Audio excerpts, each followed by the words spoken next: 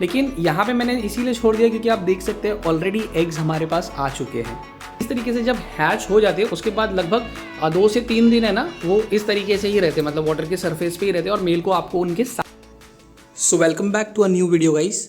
सो आज के इस वीडियो में मैं आपको हमारे नए वाले बेटास बताने वाला हूँ। इसमें तो जो हमारे चेनॉइड्स है वही है। नए वाले का मतलब जैसे मैंने आपको बताया था कि कोई और भी बेटा हमारे पास ऐड होने वाले हैं।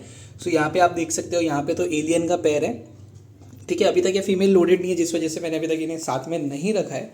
सो नया जो हमारा बेटा है वो कौन सा है वही मैं आपको आज बताने वाला हूँ इस वीडियो में। फिलहाल मैं आपको बता देता हूँ कौन सा बेटा है।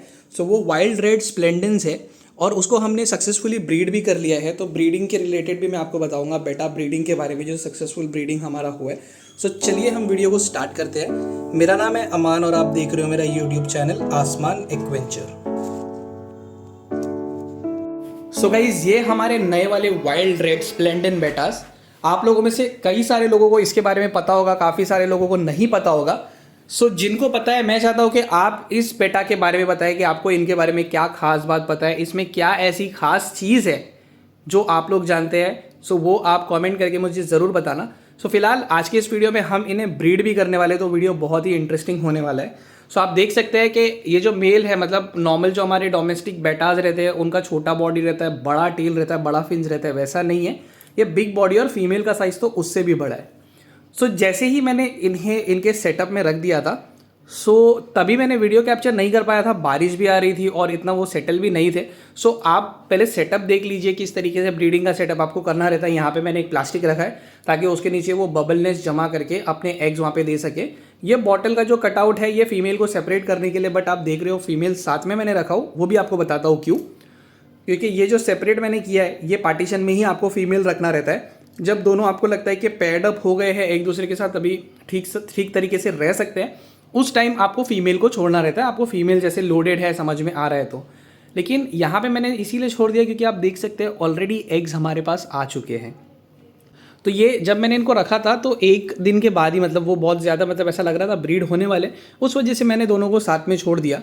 और ऑफिस से आने के बाद देखा तो यहाँ पर ऑलरेडी एग्स आ चुके थे।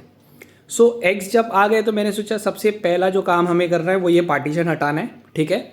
और जैसे आप देख सकते हैं ये जो मेल है, ये मेल पता नहीं क्यों इसको जब मैंने प्लास्टिक दिया तभी भी इसने उसके नीचे बबल जमा नहीं किया। उसने जाके वो मनी प्लांट का जो एक लीफ है उसके नीचे पूरे बबल जमा किए। हालांकि जब मैंने आलमंड लीफ डाला था ना उस वक्त वो उस लीफ के नीचे कर रहा था, बट मैंने सोचा वो लीफ बाद में डूब जाएगा, उस वजह से मैंने सोचा चलो इसको कुछ अच्छा सा हम दे देते हैं। बट उसको नहीं अच्छा लगा, उसको अपने मन से ही करने लगा। उसने जाके उस मनी प्लांट के यहाँ पे कर दिया, जो है मतलब बबल नेस्ट बना दिया।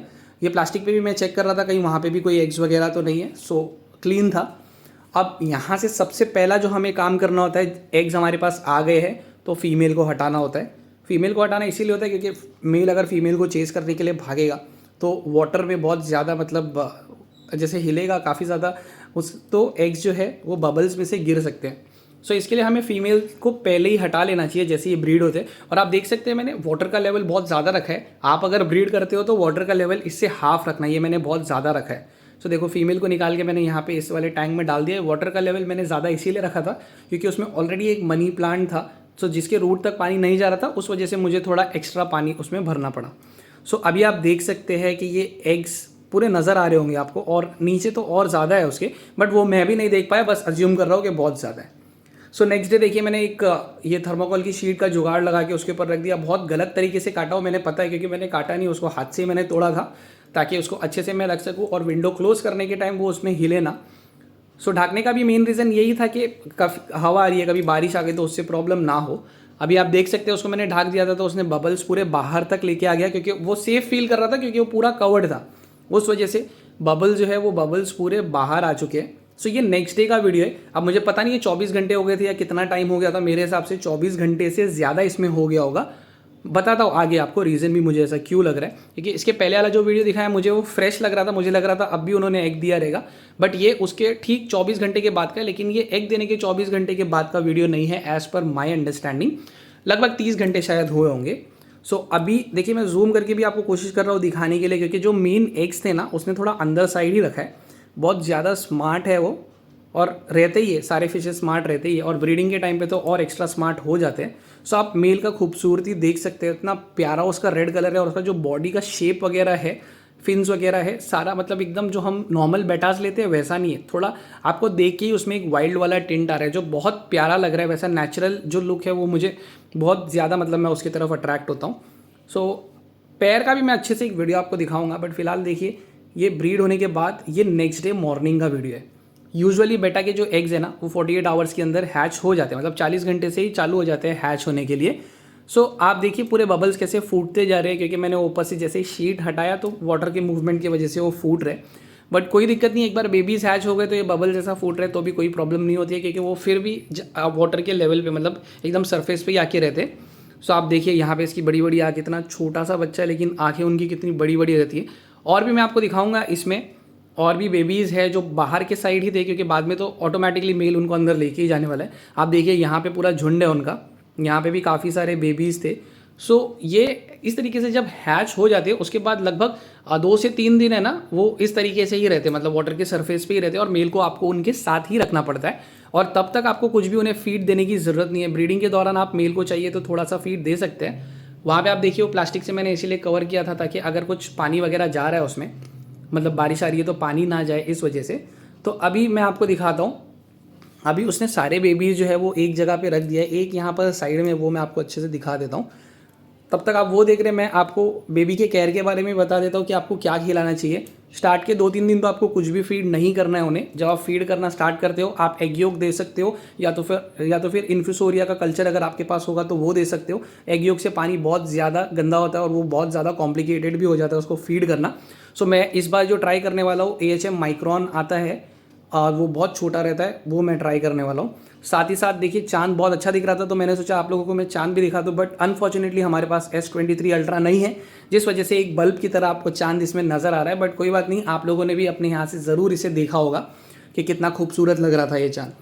सो ब्रीडिंग के बारे में जैसे मैंने आपको बताया गाइस कि एक बार जब वो बेबीज़ हैच हो जाते हैं सो 2 से 3 दिन तो आपको कुछ भी फीड करने की ज़रूरत नहीं है उन्हें, ठीक है। वो जो उनका एग सैक रहता है उसमें से ही उनको न्यूट्रिशन मिलता रहता है। उसके बाद जब आप फीड करना स्टार्ट करते हो, अगर आपको बेबी ब्राइन स्ट्रीम फीड करना है तो वो लगभग 1 हफ्ते के बाद आप स्टार्ट करो, तब जाके वो खा पाएंगे। स्टार्ट में वो नहीं खा पाएंगे, बहुत छोटे से रहते हैं इस वजह से। सो ये एक छोटा सा सक्सेसफुल ब्रीडिंग वीडियो का मतलब ब्रीडिंग जो वीडियो मैंने कैप्चर किया ये आप लोगों के साथ में शेयर कर रहा था। ब्रीडिंग से रिलेटेड तो एक पूरा जो है पूरा डिटेल जो है वैसा डिटेल्ड वीडियो भी मैंने बनाया, जिसका लिंक मैंने डिस्क्रिप्शन में डाल दिया है, तो वो भी आप चाहे तो देख सकते हो। ये तो हमारे पास लकीली सक्सेसफुल ब्रीडिंग हो गया, बस ऐसे ही मैंने रखा था। अगर मैं ब्रीडिंग की नीयत से ही उसको रखता तो अच्छे से मैं कैप्चर करता था और आप लोगों को बताता था किस तरीके से पूरा ये प्रोसेस हुआ है। बट ठीक है, फिर भी मुझसे जितना बेस्ट हो पाया इसमें मैंने आपको शो किया है। सो बस गाइस आज की वीडियो में इतना ही। अगर आपको ये वीडियो अच्छी लगी होगी तो आप वीडियो को लाइक और शेयर ज़रूर कीजिए, और कैसी लगी कमेंट करके ज़रूर बताना, और इस फिश के बारे में भी आप क्या जानते हो ये भी मुझे कमेंट करके ज़रूर बताना। So thank you so much for watching guys and happy fish keeping.